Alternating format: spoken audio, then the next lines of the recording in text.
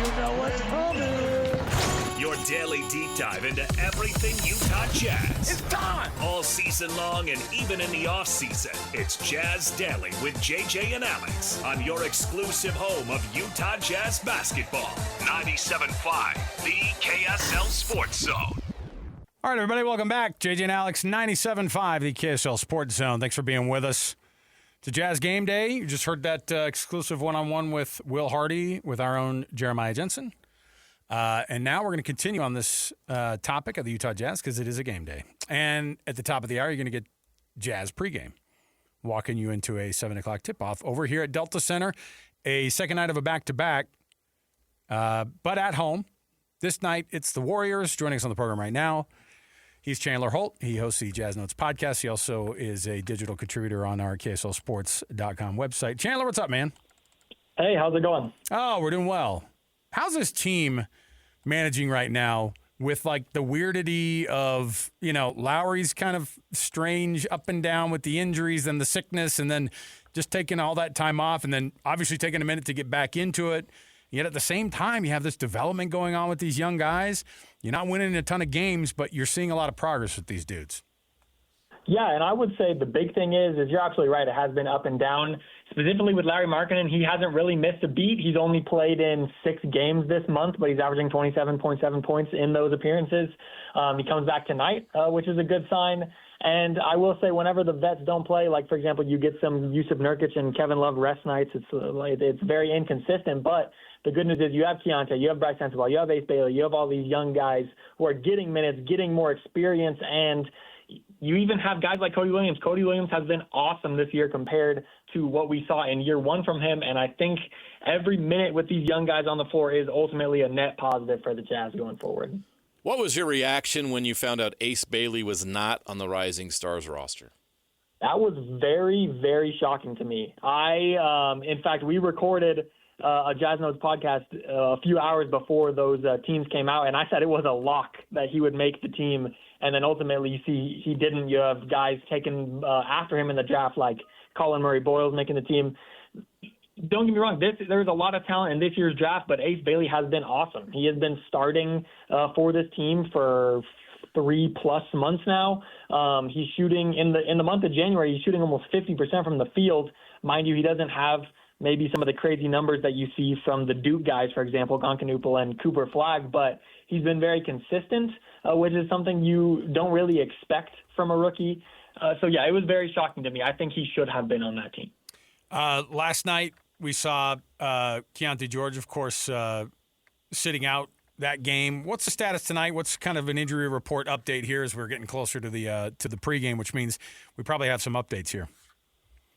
Yeah, as I previously mentioned, Larry Markkinen will make his return, which is nice. Keontae George is also officially available. Yusuf Nurkic is questionable, so I think that'll be kind of a game-time decision as we wait for tip-off. And then Cody Williams, who I also previously said has been playing a lot better recently, he is out tonight. Yeah, that was an interesting thing because JJ brought it up with Will Hardy about Cody Williams, and that's something that everybody – I think people are going harder at Cody Williams, like with an idea of whether or not he's going to be, you know, an NBA guy like his brother, all those things that come with it. But what has he gotten so much better at in this last little while? Obviously, it's nice to have like baseline dunks like he had last night to be able to catch attention. But what's getting better with his game? Yeah, so last year, especially with the Jazz being so bad, they had injuries every single night, especially later in the year. You saw injury reports with 8 or more guys on it. He was sort of just thrown into the fire. And, of course, that was felt more earlier in the season when he had more minutes and then later sort of started to dip down a bit. But this year, I think he's finally settling into a role. And a lot of times, like Walker Kessler is the perfect example. You have a great rookie season, then your second year it leaves a lot to be asked for, then you jump in the third. It's been on the steady incline for Cody Williams, which I think is awesome. I think he's shooting over 40% on corner threes this year. And the big thing is last year he was a 3-and-D player in the sense that most of his offense came on catch-and-shoot threes, and he just doesn't have that in his game right now. And you mentioned the dunk. We're seeing a lot more of that from Cody Williams this year, which is awesome and which is also why he was a top 10 pick in the draft, because in Colorado he wasn't known as a volume shooter. A lot of times he used his length inside, getting around defenders. and we're seeing a lot more of his strengths come to light. And mind you, I never sold stock in Cody Williams, but I think his future in the NBA and with the Jazz is much more clear after this year. It's pretty quiet right now before the trade deadline, with the exception, of course, of the Giannis news, and obviously that could set off a chain reaction. But overall, it feels like it's kind of quiet around the league, around the deadline. Would you agree with that? And, would you agree with that?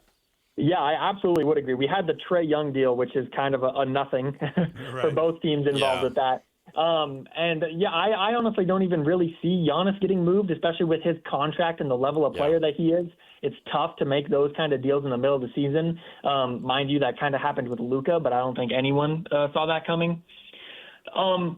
With that said, I don't expect it to be completely quiet. I imagine we're coming up fast on the trade deadline. There will be some movement. And also, I don't hear anything around the Jazz specifically, but also everyone knows the Ainge family isn't specifically quiet around the trade deadline. So even if it's just the Jazz are a third team in a deal doing some facilitating, I expect them to do something, but I also don't expect any major buying or selling moves. Let me ask you this. Should the Jazz do something at the trade deadline? I think it is all about opportunity. If something presents itself, again, to use this example, the Lakers probably weren't expecting to trade Anthony Davis, but when Luka Doncic comes to your doorstep, you pick up the phone. I imagine the Jazz will be in a similar spot. They will be opportunistic and sort of listen whenever calls are made. There was murmurs earlier in the season that the Jazz were actually answering and thinking about deals around Walker Kessler. Indiana was a team that was mentioned very specifically there, but I don't know. It's tough to say, and I think that the Jazz are very good about keeping their cards close to their chest, which they kind of did in the draft as well with Ace Bailey. So remains to be seen. Chandler Holt joining us here on the program as we get you ready for Jazz and Warriors tonight. What's this matchup look like? This is a Warriors team that's also had its weirdness this year with injuries and ups and downs and playing, and certainly it's not the old Warriors team we're used to. But what are you going to expect tonight with this Golden State team coming into town? Yeah, so third matchup between the Jazz and the Warriors this year. Warriors took both of the previous games by 17 and by 9, so not huge blowouts, closer games. Lowry and Keontae played in both of those games, and they're averaging over 50 points as a duo, and they're both back tonight, so I expect some fireworks from them. And also the Warriors are without Jimmy Butler, so that's another positive defender off the floor, so maybe Lowry can sort of have some fireworks in his first game back on the court, but also worth mentioning, Ace Bailey averages 21 points in only one game against the Warriors this year. But with more health, of course, I mentioned Nurk questionable and Cody Williams out. I would look at some of the top Jazz guys to maybe have a good game tonight.